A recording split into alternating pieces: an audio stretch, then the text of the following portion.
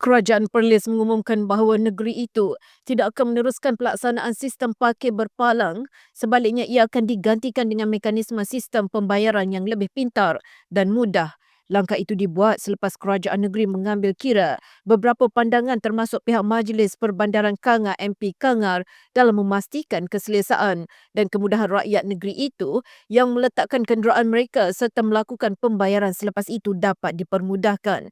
Menteri Besar Perlis Abu Bakar Hamzah berkata rancangan pelaksanaan sistem parkir berpalang di negeri itu sebelum ini menimbulkan pelbagai polemik, terutama dari sudut kaedah pembayarannya yang dilihat tidak begitu mesra pengguna sehingga menyebabkan kesesakan berlaku. Juga kita sebagai kerajaan hari ini sedang berusaha dan akan menentukan bahawa kepuasan hati rakyat dilihat sebagai suatu keperluan yang amat penting dalam menjurus ke arah kita sebagai kerajaan akan sentiasa menghargai jasa rakyat dan juga yang perlunya sokongan daripada rakyat kepada kerajaan negeri.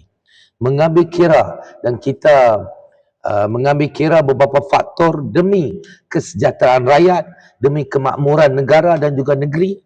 Terdahulu beliau berkata demikian selepas mempengerusikan mesyuarat ahli Majlis Mesyuarat Kerajaan Negeri Perlis di Kompleks Sri Putra Kangar malam tadi 29 Januari. Sistem parkir yang mula beroperasi pada pertengahan Jun lalu ditangguhkan sehingga akhir tahun lalu bagi tujuan kajian semula.